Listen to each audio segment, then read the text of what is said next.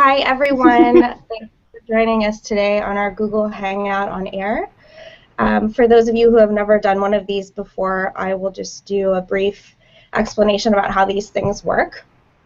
Although you can't obviously join us in the Hangout here today, we still would love for you to participate. So you'll have box below. You can post your comments, questions. If you want to introduce yourself, that is all good and welcome. And we will try to get to your questions either during the Hangout, but we've dedicated about 10 minutes at the end for Q&A too. So if we don't get to it during the Hangout, we'll definitely get to it at the end.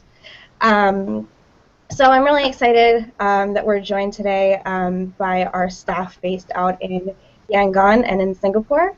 And they have stayed up very late to be with us here today. So thank you guys. We really appreciate it. So we have David Madden, who is our founder of Phandeeyar, Myanmar Innovation Lab, which just launched a few months ago.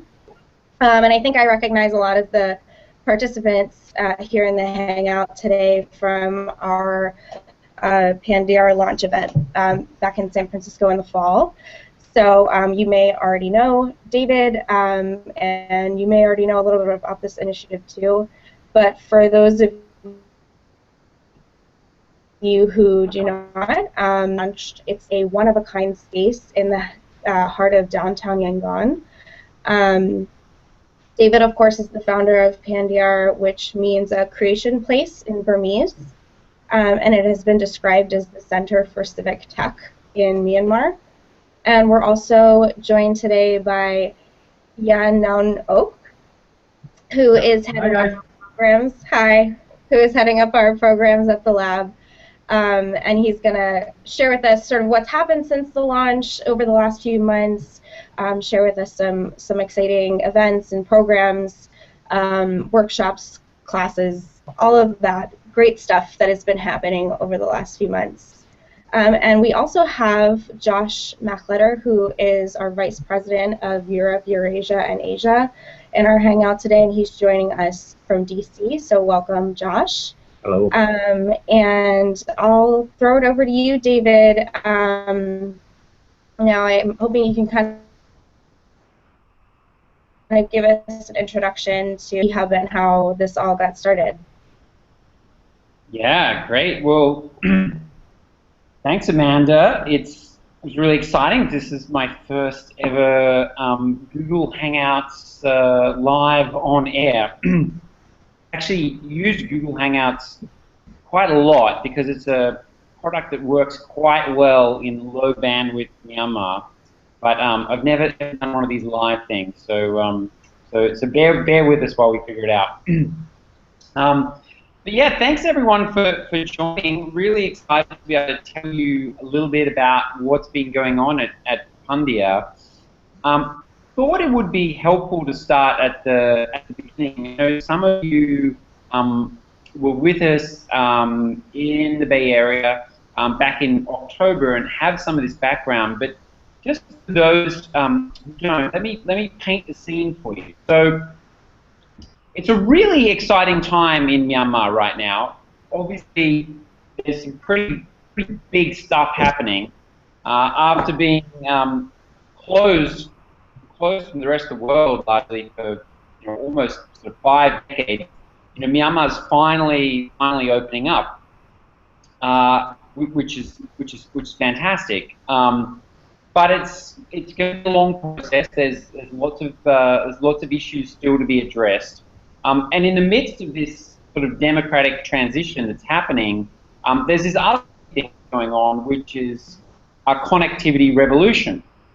So for the longest time, Myanmar had one of the lowest rates of internet and mobile penetration anywhere in the world, lower even than North Korea. And the new government recognized just how bad things were. And to their credit, they actually embarked on some policy reforms to fix that.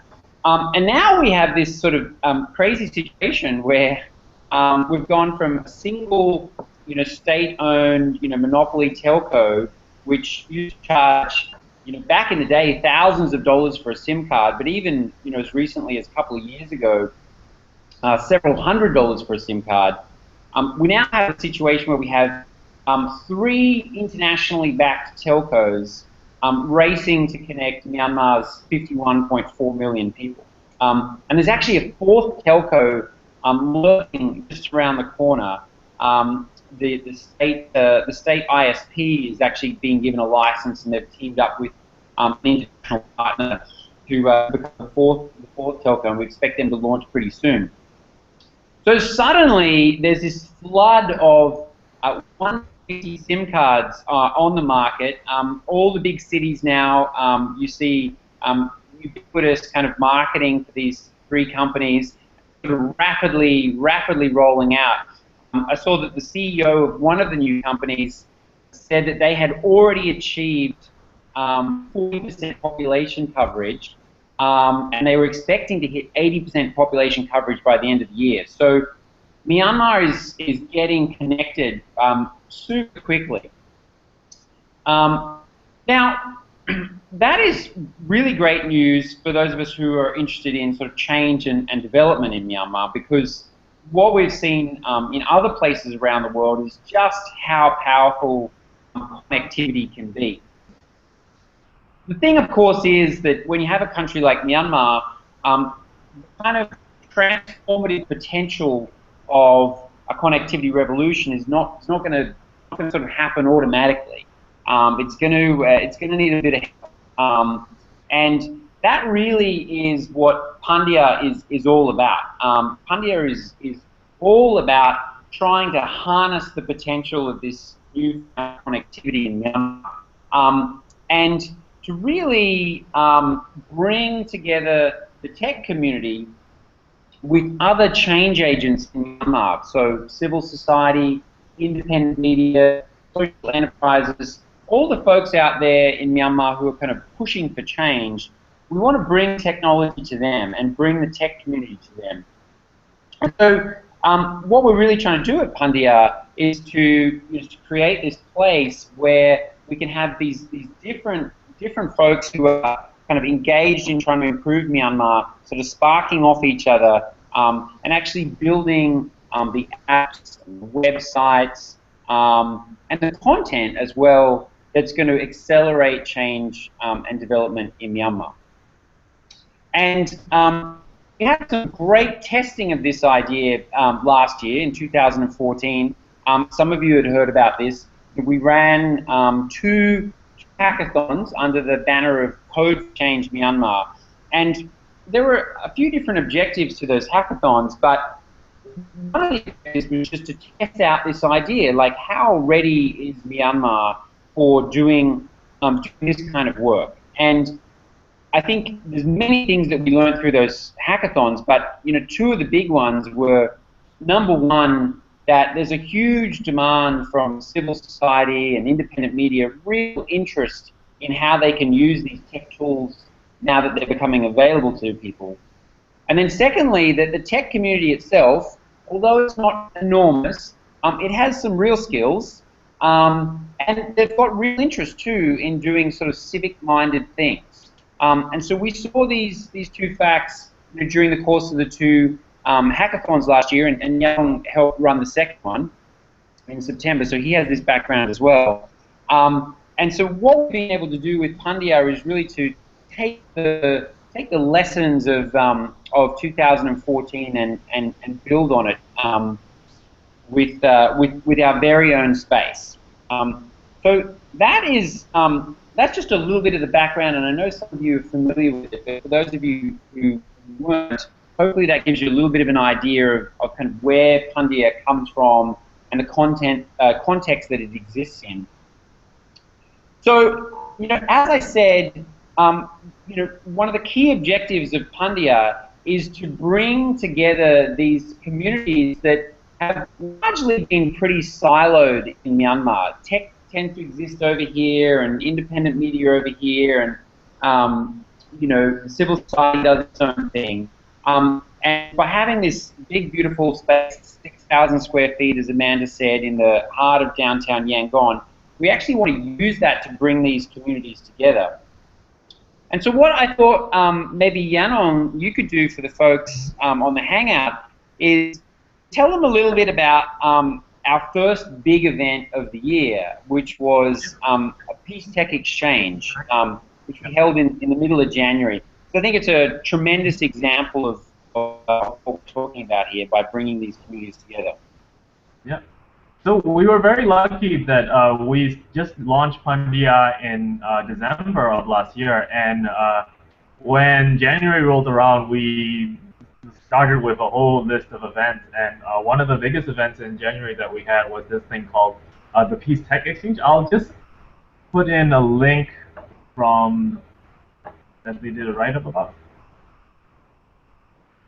So it's from this organization, an arm of the U.S. government called the United States Institute for Peace.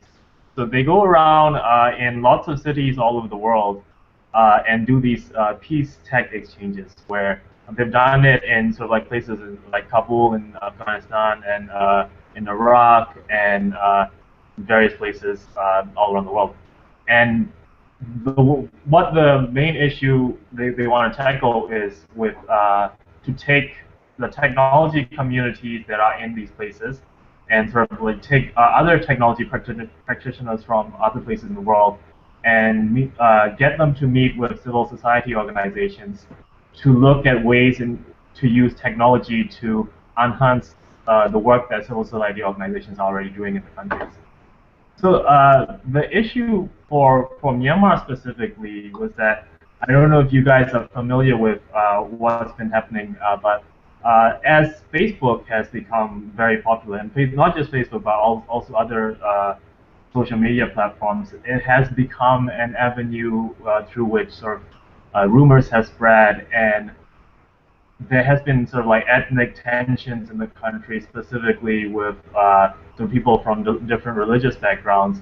And throughout sort of like 2013 and 2014, there have been several incidents where rumors have been spread through Facebook, and then hate speech has been spreading, and because people are not very familiar with using social media and being able to sort of gauge what the kind of information they get from social media is, it has been a situation where sort of bad things have been happening because of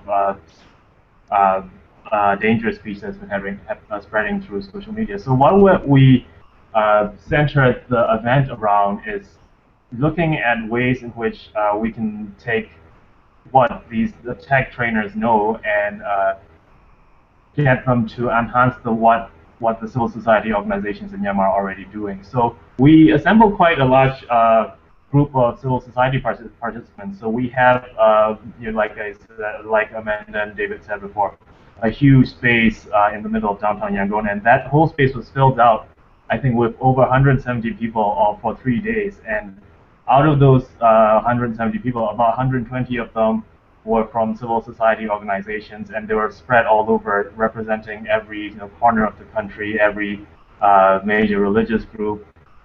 There were lots of people from rural areas, which is great because this is something that technology isn't really penetrating. So it's great that we had about 25 different tech trainers coming in. Half of them were local technologists, and half of them were from all over the world. And they came and did a series of workshops, very sort of like quick, snappy, very effective workshops that were designed to introduce various technological concepts and various ways of using technology to promote CSO work to all these organizations. And at the end of it, the civil society organizations drafted proposals, which were then the starting of a funding process that the U.S. Institute of Peace will look at. So we focus a lot on using social media, of course, and using sort of like low-tech things like SMS-based services, putting up sort of radio-based technologies, and lots of different ways, even using sort of things like infographics. There are a lot of illustrators. There are people who are game designers. And And some of the tech trainers who came also were really fun to work with. One of them came from the iHub in Kenya, which is sort of a place that Phandeeyar would like to become like one day, and this is definitely the kind of place that Phandeeyar is modeled after. So yeah, lots of things happening, and the PTX, the Peace Tech Exchange, was a great example of what kind of things happened. So, segueing into more technology for social impact, I think we have a whole host of other events planned out, and that has already taken place in January. So we have all these big workshops and big sort of exchanges, but we also have lots of small events, and I think David's going to talk about some of those. Yeah, so we have a few different objectives with Phandeeyar. One of them is to build out the pool of tech talent in Myanmar. Another objective is to help independent media take advantage of this improved connectivity. And a third objective for us is to help civil society integrate technology into their work. And so, drilling down into this third goal, we've actually created a special 2-day workshop that we call Tech for Social Impact. And it's designed specifically for civil society groups in Myanmar, especially those that are, more doing sort of advocacy work or things that sort of impact on some of the policy agenda in Naypyidaw. We've created a curriculum that introduces civil society groups to some of the key technology that they can be using in their work, and it's all focused on increasing the impact of what they already do. And part of that is internal. So partly, as we wait for kind of mass connectivity to come to Myanmar, one thing we can definitely do with civil society groups is we can help them internally, amongst their own organisers and advocates, to be able to operate efficiently, as teams in a more coordinated sense. But also for those that are in better connected areas, there's the opportunity to use technology to mobilise their supporters and really demonstrate to the broader community and to the government, the strength of their position. And so over the course of 2 days, we look at a range of different ICT tools, ranging from how you can use Facebook for advocacy. Facebook, as Naung said, is pretty ubiquitous in Myanmar. For many people, it kind of is the internet. But it's also, in some ways, a kind of group gateway drug, because there's an incredible amount of things that you can get exposed to through Facebook. And so when we start to introduce things such as infographics, a lot of people are familiar with these already because they've seen these things being shared on Facebook, and they have a sense of the kind of content that does potentially go viral or that is widely shared. So there is a basic understanding of the importance of visual materials and presenting your ideas in really compelling ways. So sort of Facebook for advocacy, we look at using data and constructing infographics using simple free tools. We focus quite a bit on privacy and security, because that's still an important issue. And we also cover off some of the sort of basics on formulating your strategy and sort of organizational management in terms of developing contact lists and multiple different ways of communicating, not just with your own team, but with your supporters, with the media that you need to work with to get your message out.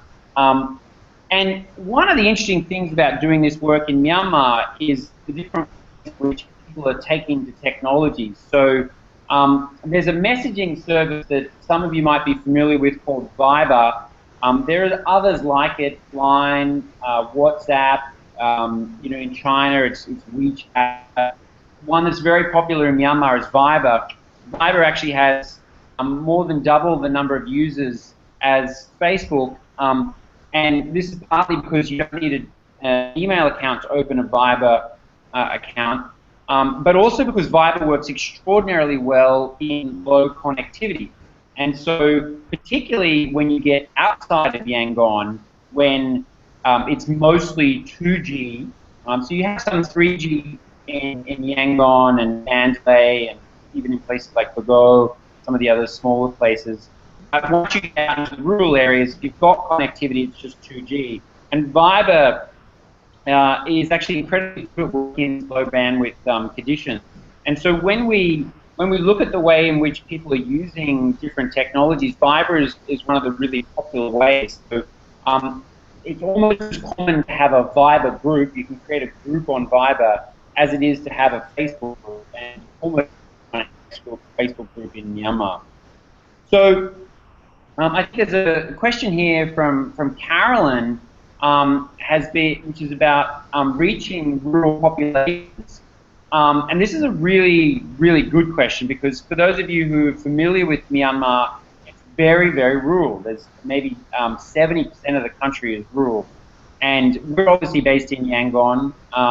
And so an important part of what we need to do is to be able to actually reach people who are not from Yangon, as well as to take our sort of show on the road.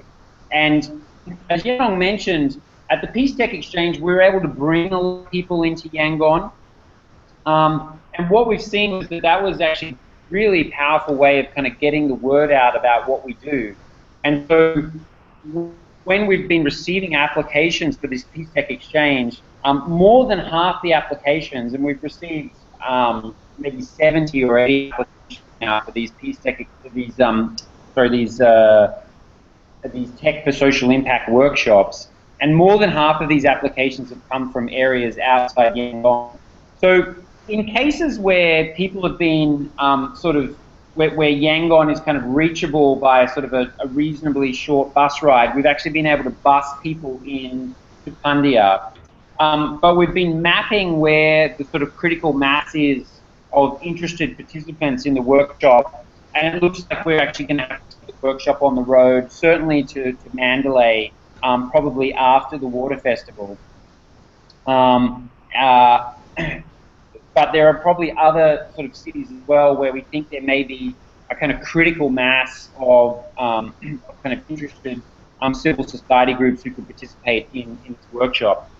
And just to say that the objective of the workshop, we've really been focusing on civil society groups that are interested in running campaigns or sort of developing and enhancing campaigns. And we've been getting incredible insight into the sort of work that civil society is trying to do in Myanmar. And some of it is super cool. I'll give you one little example. There was a participant at the first, I think it was the first Tech for Social Impact workshop, and I think he has been involved in the Peace Tech Exchange, because what he and his group are really interested in doing is creating a Myanmar version of this website you're probably familiar with, which is Snopes or Snoops. I'm never sure how to say it, but it's that sort of internet mythbuster, Snoops.com, which kind of has this comprehensive list of kind of urban myths and sort of false stories that circulate around on the internet.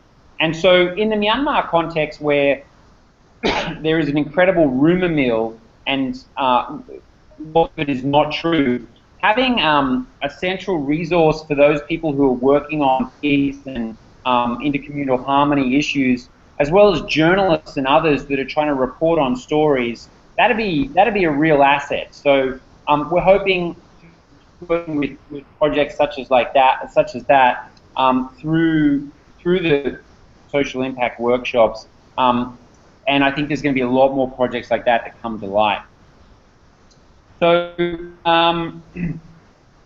we've got a couple more questions here in the chat. I think Josh, you're asking a question about security. So Yeah, there's a funny situation in Myanmar right now. Because of this sort of transitional moment, we actually had a speaker from the University of Washington come and talk about cybersecurity and the laws in Myanmar. And partly because of this transitional moment, this University of Washington researcher sort of regards Myanmar as being, at this moment, one of the sort of freest or most free internets in the region. And obviously, there's some pretty low bars to compare it to, obviously, the region that we live in.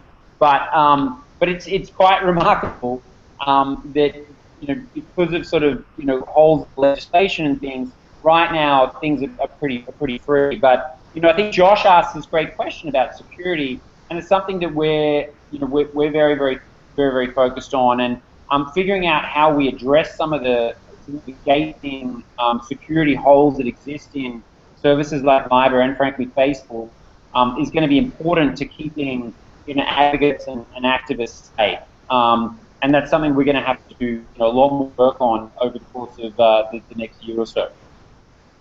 Yeah. And for example, when we were talking to a lot of the independent media back in December, it's incredible how much they rely on tools like Viber. For example, a journalist who wants to write an article and send it back to the head office, they'll write it down on paper by hand, take a picture of it, and send it over via Viber. So I mean, if journalists are using Viber, so that the security flaws become a big issue. So we were having sort of like a meetup with a lot of the journalists, and one of the ideas that popped up was if we can sort of get all the tech people together with the journalists and come up with tools that they can use, maybe something like a very lightweight kind of mobile-based CMS that can be locally developed, that doesn't eat up a lot of bandwidth, was one of the ideas that came up. So yeah, that is sort of like in the future somewhere that we definitely want to work on. So, just keeping an eye on the time here, folks.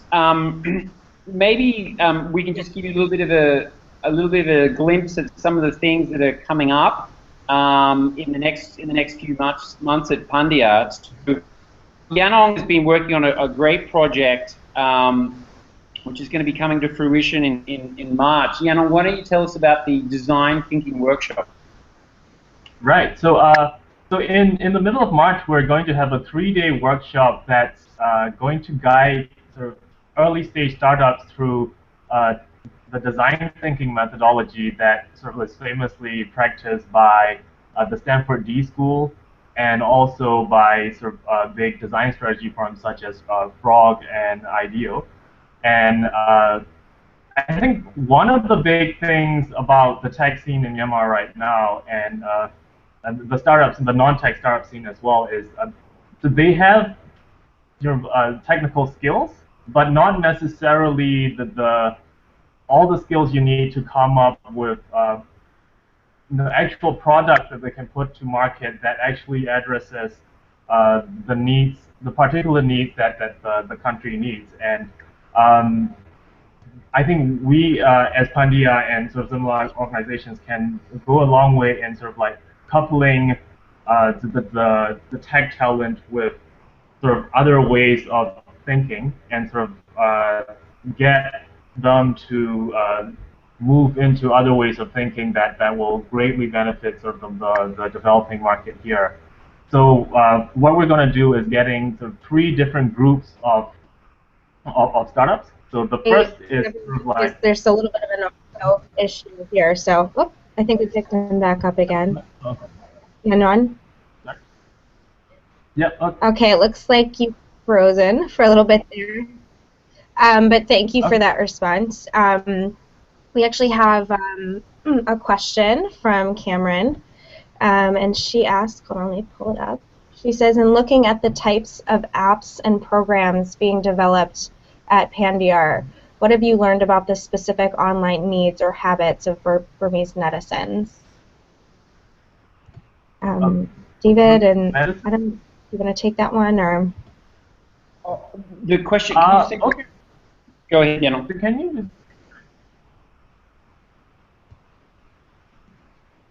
Okay, so the question was regarding the apps that we're developing that were sort of specifically about in the medical field, was it?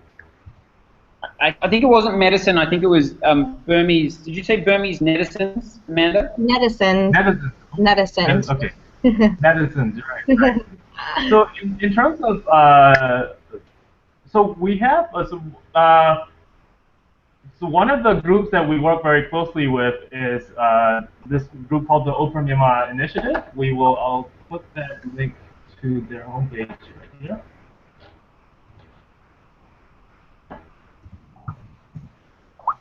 So they are an organization that's tracking a lot of the information that's been passing through Parliament, and they have come up with an app which allows sort of ordinary Burmese citizens to just use their Android phones and field questions directly to their members of Parliament. And not only do they do that, they also compile a lot of information about all the laws that are being passed through Parliament and sort of come up with reports. I think they have 2 big reports out now, I think, and they have beautiful infographics in there trying to break down all the complicated processes that are going on. Because, I mean, I've never actually voted in my life as a Burmese citizen, and I think this is the same is true for everyone sort of like under the age of like 70 in this country. So it sort of having sort of parliaments and different people representing you is kind of a new concept for a lot of people in Myanmar. So so having all these laws being passed through Parliament, and you don't know who your representatives are, and there are like various levels at the local, at the state level, and the national level. So I think there are a lot of things that can be done in that field of transparency and engagement with sort of decision makers here. And I think people are kind of responding to that. So for example, recently sort of MPs have responded to people making sort of posts on Facebook about their constituencies, where the roads are in complete disrepair, and so they brought that up in Parliament. And even using tools like Viber and things, a lot of people who have sort of issues that they want to raise with the MPs have been able to bring things up. So there are specific apps like the one that OMI is developing, and people are trying to start using social media to become netizens, I think. David, do you have anything to add on that? No. Do we have more questions, Amanda? Yeah.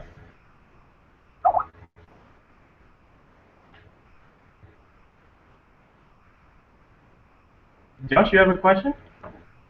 Sure, yes. Hi. And thank you so much for this presentation. I think it's really exciting work, and I'm really excited about a lot of these hackathons. I was curious, I know it's really early on that you've been conducting these hackathons. Have there been any projects that you've seen coming out of them that you think really worth mentioning as an interesting new initiative that you think is really very much indicates the type of things that are creativity that's coming out of the Phandeeyar events? Okay, so for the second hackathon that we did, we focused mostly on engaging with the small and medium enterprises. And two of the projects that we kind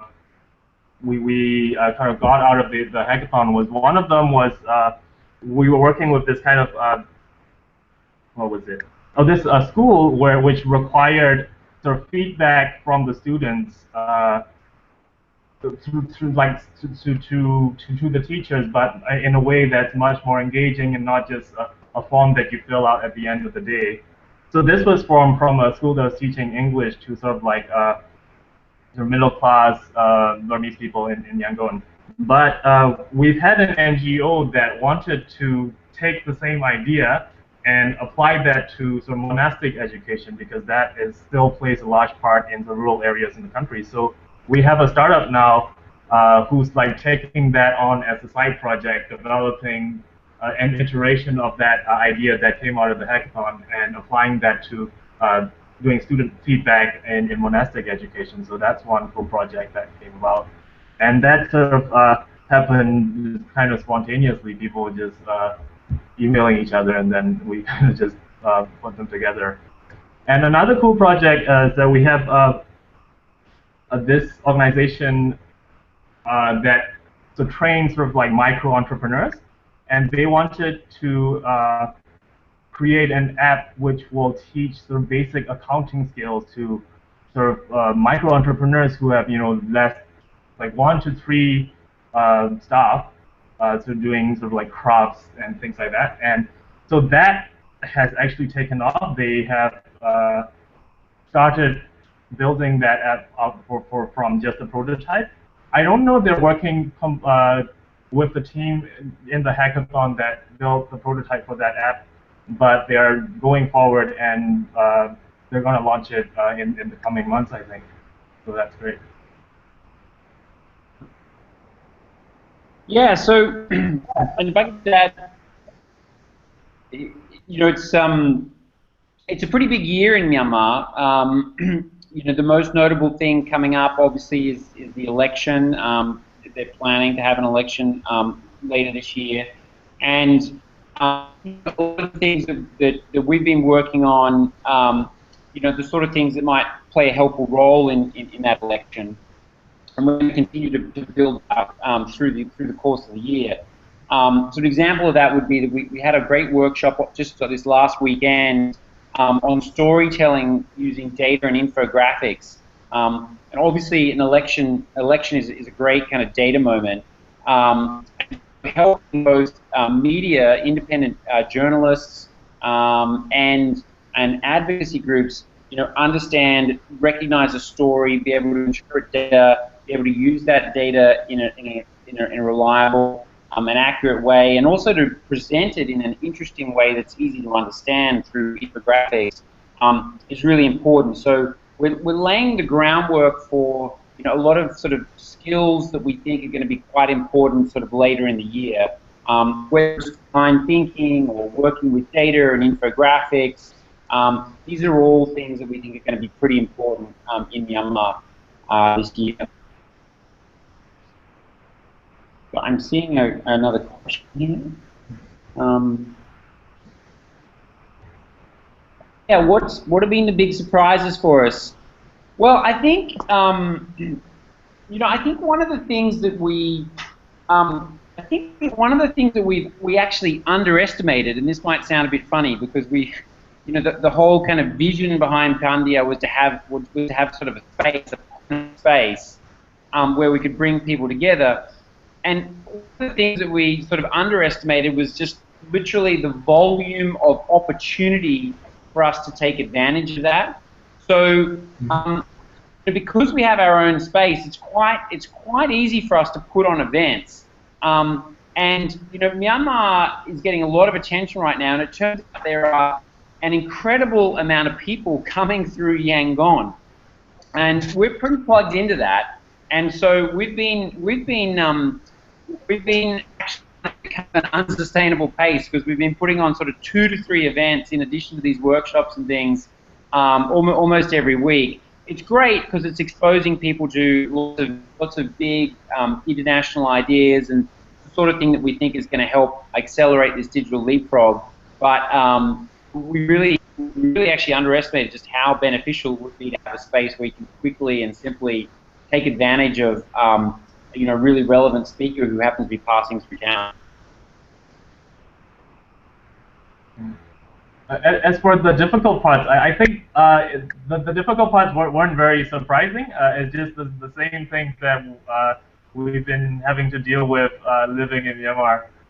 Well, getting internet connections, making sure the water is running, getting food delivered, dealing with traffic, all those things. I think there. Yeah. Those things are But still we're technically. Yeah.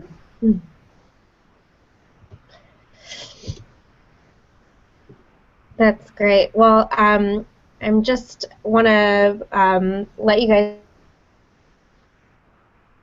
know 5 minutes left. So if there's any final questions from participants, I know we've had a few questions from you guys today, but I don't see any more in the chat window. So go ahead and post your final questions now. Josh, do you have any other questions you want to ask or any other comments? No, I'm interested in hearing what listeners have to say.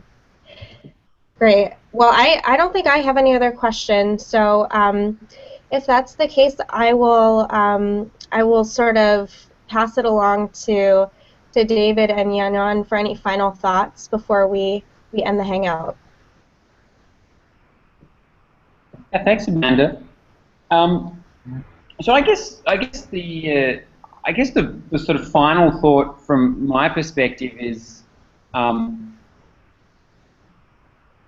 just how incredibly energizing the last 2 months has been. I mean, it's really literally just been sort of January and February, and we've been able to sort of put on this incredible array of events and take advantage of all these sort of past speakers who are passing through town, and pretty much every event has had a really substantial number of people in attendance. So the average meetup, one of these evening meetups that we have, be it a creator meetup or a makers meetup, has had between 60 and 70 people.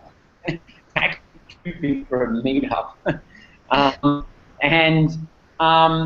And we've been trying to understand the community better, and so we've been taking sort of surveys of them before they come and after they come to the events. And one of the things we ask is just like, how many events have you been to at Phandeeyar? And every event that we've had so far, at least half the people are like first timers. And so this is great. It's really encouraging for us, because what we're seeing is we're getting a real sense of just how strong the demand is for the kind of things that we're doing. Almost any event, even if it's a wonky topic like cyber security and ICT policy in Myanmar, will get 50 or 60 people, and more than half of them have never been to Phandeeyar before. So I think it's really exciting. There's such an appetite, I think, particularly in the space that we're in, for learning and to understanding what's happening in the rest of the world, and to be able to sort of facilitate some of that and enable it, as well as to do this deeper work of these these workshops and the hackathons and things. We're incredibly lucky, and it feels like we're very privileged something at a pretty historic time. Yeah, I completely agree with David. It's crazy how we started in early January, and every week we've had at least 3 or 4 different events, and they're like David said, because Myanmar is quite a famous place for people to visit now. Lots of people have been popping by from abroad, but also within the country there are a lot of sort of like nascent communities that sort of like people who have like been meeting in each other's houses to play around with sort of like Arduino and Raspberry Pi and sort of like hardware hacking stuff like that, or people who are journalists who want to really get into things like data visualization.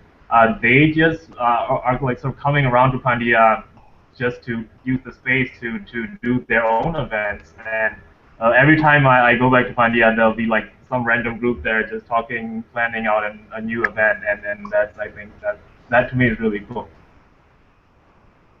Yeah, that's great. It seems like there's a real excitement and demand for the kinds of services that you guys are offering. And it's been great for me to hear how it's been going the past couple of months, and it seems like everything's going great. So I wanted to thank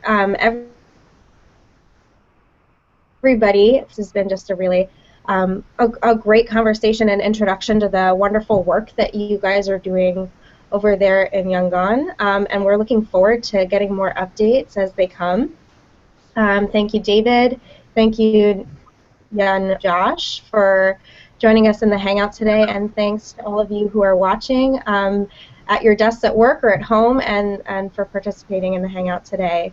And we want to remind you, I think I posted this earlier in on the events page, but if you would like to support this initiative, please go to www.gofundme.com/migreenhouse. We appreciate your support. I'll go ahead and post the link again for those of you who would like to make a donation. And thank you again for everyone for your participation today. We really appreciate it, and we'll see you guys soon. Thank you so much, Josh. Thank you all. Thanks, guys. Bye. Yep.